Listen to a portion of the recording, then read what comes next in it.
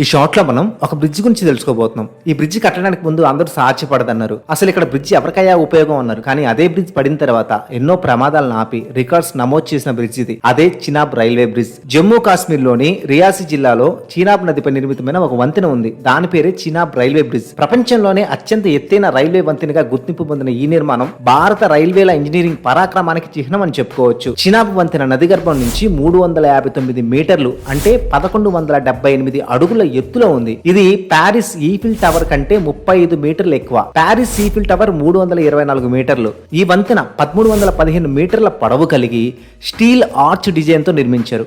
గంటకి 260 కిలోమీటర్ల వేగంతో వీచే గాలులు, భూకంపాలు, కఠిన పరిస్థితులను తట్టుకునేలా రూపొందించారు. దీని జీవితకాలం 120 సంవత్సరాలుగా నమోదు చేశారు. Udhampur Srinagar Baramulla railway link project లో భాగంగా నిర్మితమైన ఈ వంతెన కాశ్మీర్ లోయను భారతదేశంలోని మిగతా ప్రాంతాలతో రైలు ద్వారా మొదటిసారిగా అనుసంధానం చేసింది. ఈ 272 కిలోమీటర్ల ప్రాజెక్టులో 36 సొరంగాలు, 1000 వంతెనలు ఉన్నాయి. భారతదేశంలోని అత్యంత అధునాతన వందే భారత్ రైలు ఈ వంతెనపై తొలి ట్రయల్ రన్ నిర్వహించింది. ఈ దృశ్యం భారత రైల్వే చరిత్రలో ఒక చారిత్రాత్మక క్షణంగా చెప్పుకోవచ్చు. క్లిష్టమైన భౌగోళిక పరిస్థితుల్ని, భూకంప ప్రమాద జోన్ 5 ఉండడం, అత్యంత శీతల వాతావరణం వంటి సవాళ్లను అధిగమించి ఈ వంతెన నిర్మించారు. ప్రొఫెసర్ టీజీ సీతారాం వంటి నిపుణులు ఈ సవాళ్లను అధిగమించడంలో కీలక పాత్ర పోషించారు. చూశారుగా చినాబ్ రైల్వే బ్రిడ్జ్ గురించి.